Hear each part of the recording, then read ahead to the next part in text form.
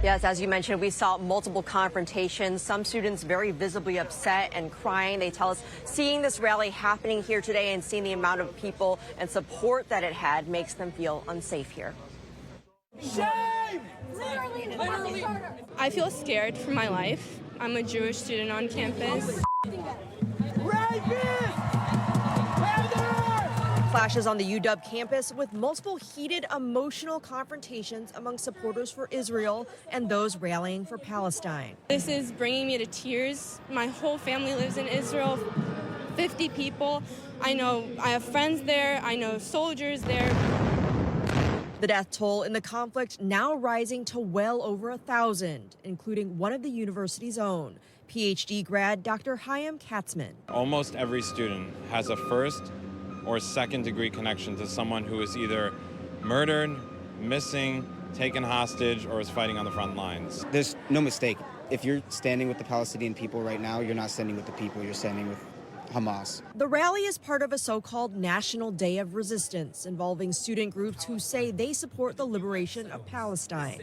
But others called the rally misguided. This isn't about freedom, this isn't about land rights, this isn't about occupation, this is about right and wrong. I think that there's a lot of blind support for Palestine right now, and people are accidentally supporting what is pretty much worldwide known as a terrorist organization. Many heated confrontations had to be broken up, but one ultimately ended the rally after a group followed another into a nearby building.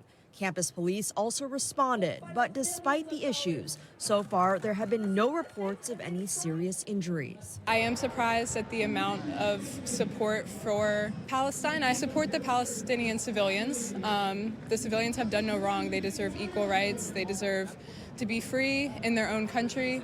But what I don't support is Hamas.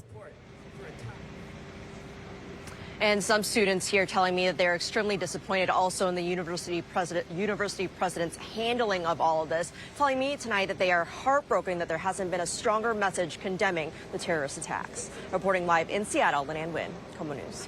Lynn Ann, thank you. And during her annual address this morning, University of Washington President Anna Yekhilevsky said the school does not condone today's rally. I mean, we can have debates about the situation in Palestine for the last 75 years.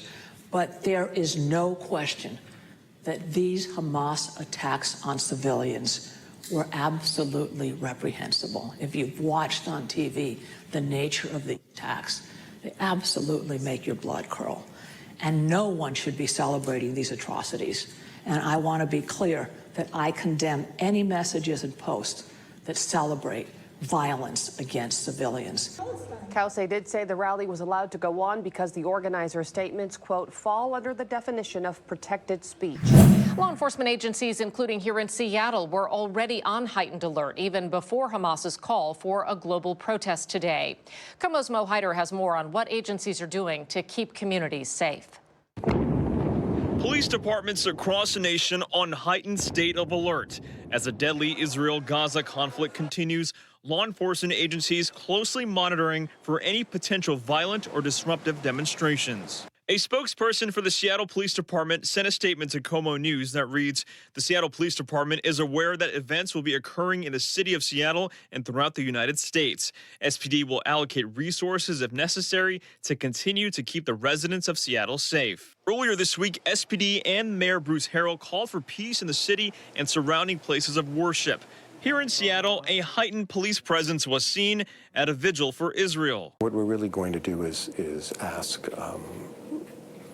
the Jewish community of Seattle and our allies beyond, and there are considerable allies who have reached out to us, to stand with us, not only in this most intensive moment, but also in the weeks ahead. The FBI also telling KOMO News they are working closely with Washington law enforcement to share information and identify and disrupt any threats that may emerge. Everyone should pray for the peace of Israel, the peace of the Middle East, and the peace for the world.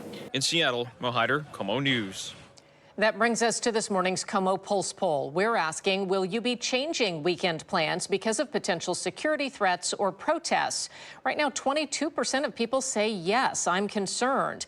Most people at 44% say no, you've got to live your life. Another 34% say not yet, but watching closely. If you'd like to add your vote, just point your phone's camera at the QR code there on the side of the screen. That creates a link that will take you directly to the poll at KOMOnews.com. Preston, both the FBI and the Seattle Police Department tell me they're aware of the global call to action for potential demonstrations. They say they'll be monitoring it tomorrow and be ready if needed. As an all-out war continues to wreak havoc in the Middle East, U.S. cities feeling the aftermath as protests and rallies on either side pop up across the nation. Shame! Happening at the University of Washington. Students are actually frightened. Heated and emotional clashes among supporters for Israel and those rallying for Palestine. Free Palestine! There are so many innocent lives that are going to be lost as a result of this. Earlier this week, the Seattle Police Department and Mayor Bruce Harrell calling for peace in the city and surrounding places of worship. I think security has been something that every Jewish organization has had to contend with. A heightened police presence seen surrounding a vigil for Israel in Seattle. Attendees say despite the threat, they stand with their brothers and sisters from across the world. When it comes to survival and support for Israel, we do not waver one bit. The FBI even telling KOMO News they are working closely with Washington law enforcement to share information and identify and disrupt any threats that may emerge. To stand with us, not only in this most intensive moment, but also in the weeks ahead, when oftentimes, if history is any indication, the narrative will shift. Right now, law enforcement tells me they're unaware of any planned demonstrations happening in the Seattle city area. If you see anything tomorrow suspicious or that may look like a demonstration or a protest, police are asking you to call them right away. Live in Seattle, Hannah Knowles, KOMO News.